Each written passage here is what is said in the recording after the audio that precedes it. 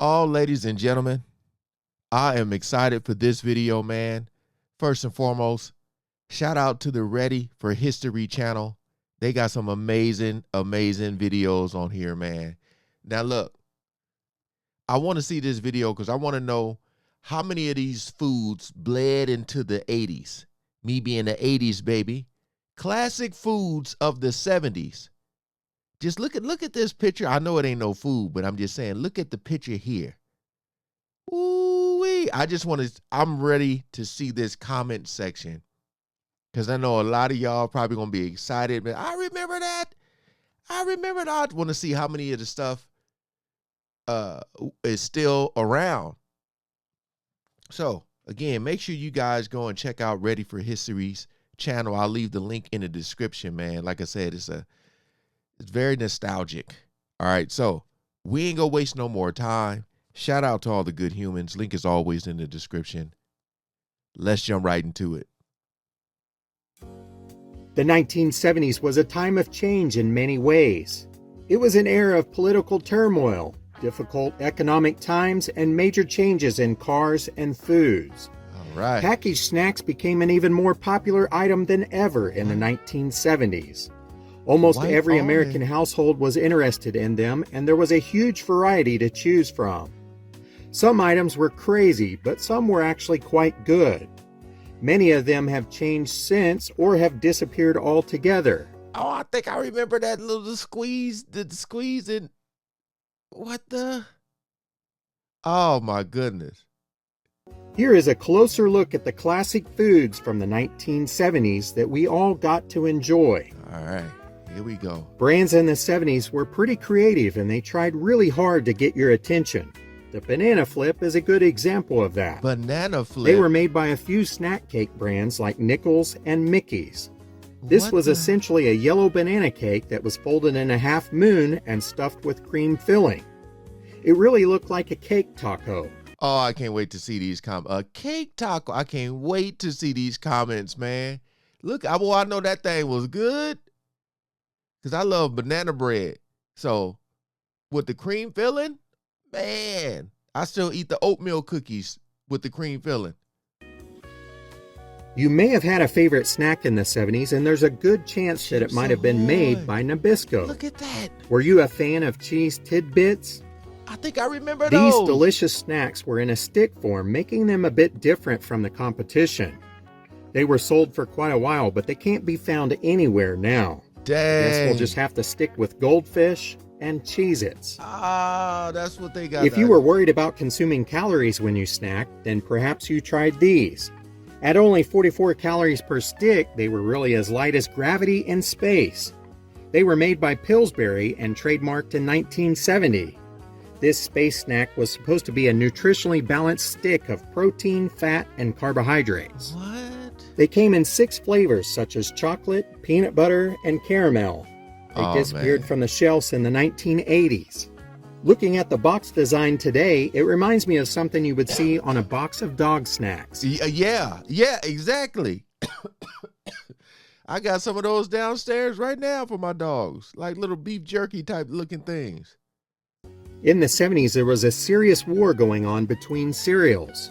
Baron von Redberry was a cereal created by General Mills around 1972 that featured a World War I-era German pilot. It was presumably modeled after the real Red Baron, Manfred von Richthofen. The cereal itself consisted of berry-flavored oat cereal with sweet berry marshmallows, and it tasted strongly of fruit punch. Man. Baron von Redberry was the nemesis of Sir Grapefellow, which was the mascot of another General Mills cereal brand. Sir Grapefellow. What? Bring that back. In their rivalry over which one was better, Redberry would proclaim, "Baron von Redberry is der berry goodest," and Grapefellow would counter with, "Sir Grapefellow is the grapest." Another interesting cereal from the 70s is Crazy Cow. It was first introduced by General Mills in 1976 and came in chocolate or strawberry. They basically took the Kix cereal balls and covered them in chocolate or strawberry powder so you would have this delicious milk to drink afterwards. Smart. Like any other cereal of the time, they included different enticements to try to make kids beg their moms for this cereal box. One promotional item was the Star Wars trading cards. These were highly collectible because they offered different cards than what was sold in the packs. Aspen was a clear apple-flavored soda that was sold across the United States by the Pepsi Company. It was first introduced in 1978 but went off the market in 1982. Like an apple cider in the can or something like that? 82? Nope. I wasn't drinking soda at 2 years old, I don't think. In 1984, PepsiCo came out with a replacement apple soda under its Slice line. Long before we had Google, there were Googles. These were made by Dolly Madison in the 70s, and they were a type of snack cake. They also made Cuckoos and Razzies. Part of their brilliant marketing plan included having peanut characters on their packaging, as if a kid needed any more help enticing him to have a snack or two of sweets. Dang. Cuckoos were essentially ding-dongs, and Razzies were a yellow cake version of Cuckoos. Googles are a little bit more difficult to describe. I never had one nor saw one in the store. I did try to Google Googles, but I didn't see too much on them. Nearest I could tell, they were yellow cakes with white frosting and possibly cinnamon on top. If you ever had one, let us know in the comments what you thought about them. Please do. They almost seem like the elusive Bigfoot or the Loch Ness Monster. Another product with a crazy name was Kugel. Kugel This and was Google. a flavored peanut Yeah, damn cousins. Kugel and Google. spread marketed by Kraft and released in 1971. It was available in several flavors like chocolate, vanilla, banana, and cinnamon. So like The Nutella. product was meant to be placed on sandwiches, crackers, or anything else that you would put peanut butter on.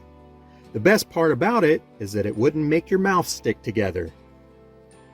Dang. Pizza Spins may be a product you remember in the early 70s.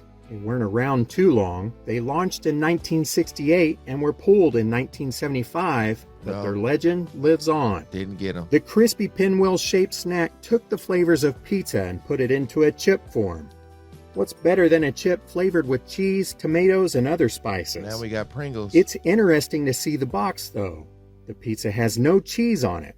Can it really be called a pizza with no cheese? Remember Toastettes? Long before Pop-Tarts took over the world, there was actually a variety of toaster treats to choose from. Toastettes originally came out in 1967 from Nabisco, but were readily available in the 70s. I didn't. Some people preferred them over Pop-Tarts. They had a thin crust, warm center, and a light sprinkle of sugar on top. They were a great way to get your morning started. These left the market in 2002. Donka toaster pastries came out in the late Donka. 60s but remained somewhat popular throughout the 70s. They had stiff competition with other toaster breakfast items, but they were supposed to be better.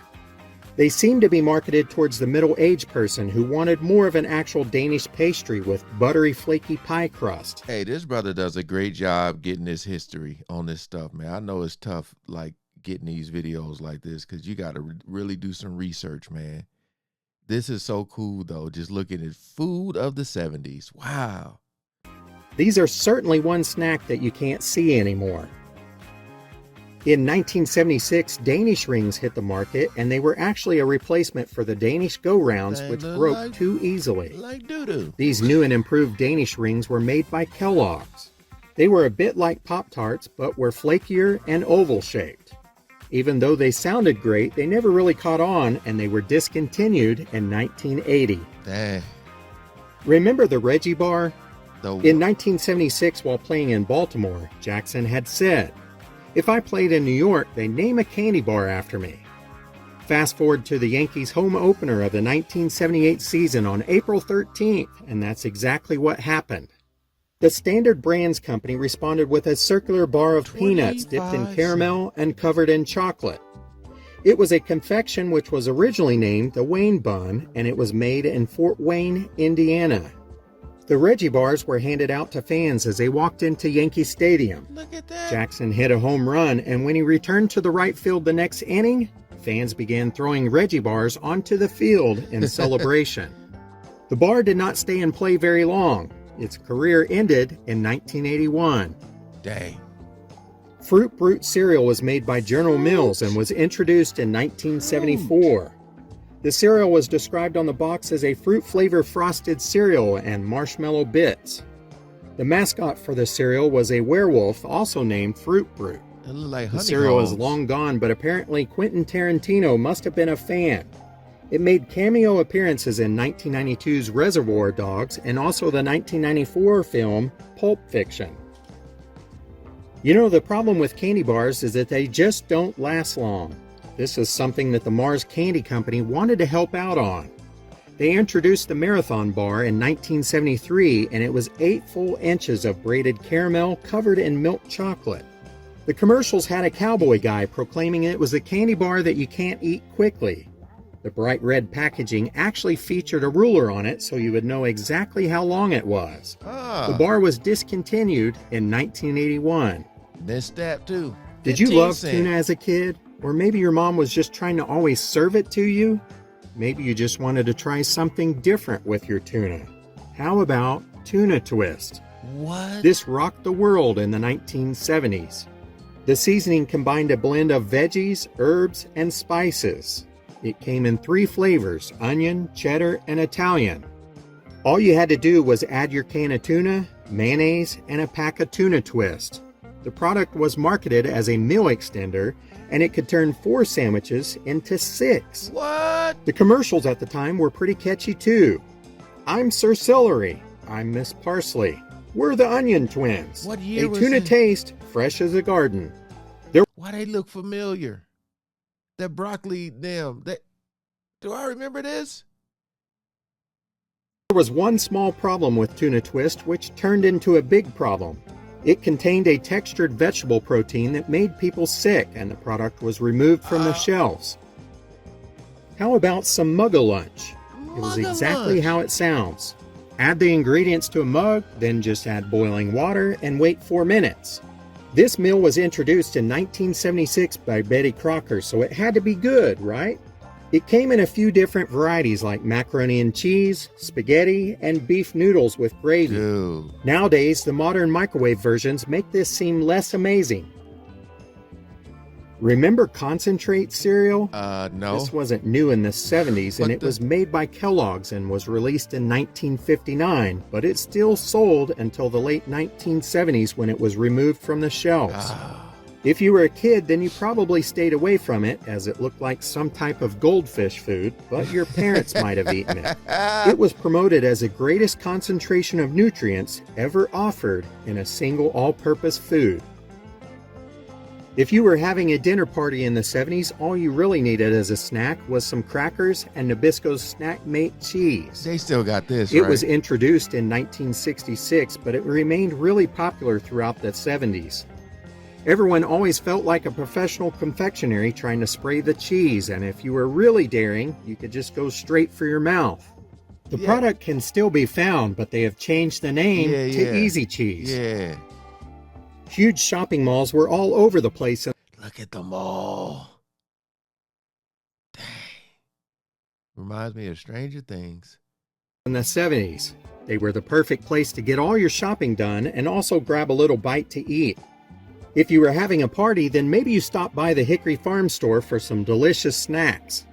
Not only could you get cheese, crackers, and a sausage roll, but you could also get one of their chocolate bars. Still got it. Nowadays, malls seem to be disappearing, and so are the Hickory Farm stores. But at least some of the snacks can still be found. Yeah. Packaging in the 70s was completely different. Ding dongs came wrapped in foil. I remember that. Seeing that. Popcorn swirls had a foil bottom, and chocolate pudding came in a tin can. Something about that just seemed to make it taste better. And how about Swanson's TV dinners?